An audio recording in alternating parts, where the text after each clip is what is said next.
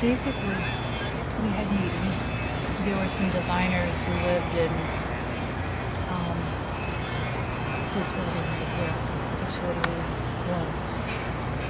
who designed the trellis. And Don talked Patty into designing the murals. Ross did a design for the layout of the garden. The other thing, there used to be a mural on that wall of that building before the building was renovated, and they cut in those illegal lot line windows.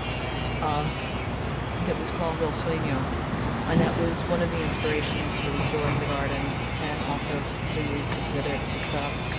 Charles Sylvia Peel had been this organization in our neighborhood that had led sort of a revival at one point in time in the late 70s.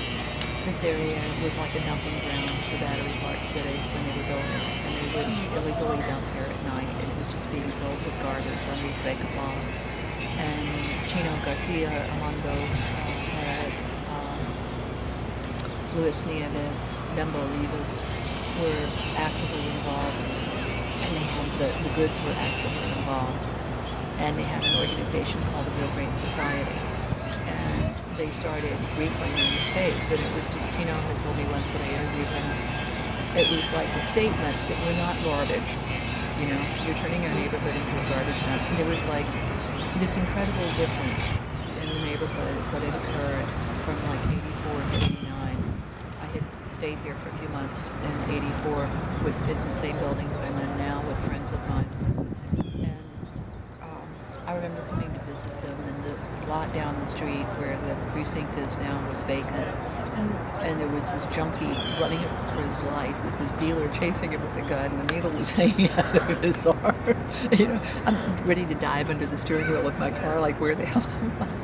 And when I would go to 608, they had this huge metal door with like this little window, and you had to call them from the street because there was no buzzer in order to get in.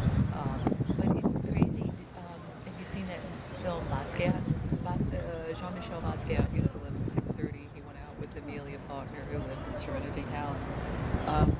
It's just one of the Ramones lived on the block in 610.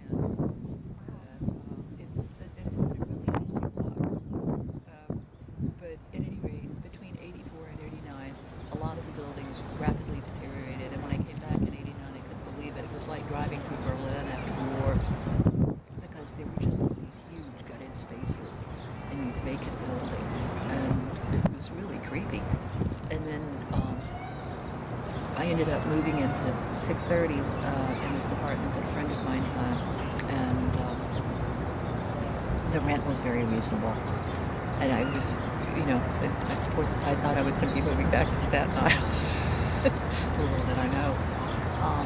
But at any rate, it's just like when we started working on Garden between 90 and 93, we had monthly meetings. I had worked as a social worker as a organizing things. So basically organizing meetings, taking minutes, bugging people repeatedly. Would you please do this? I was like, quit chasing people down the street. It's the only way you get things done sometimes. And it was just like, it was a total wreck. I mean, it was just unbelievable.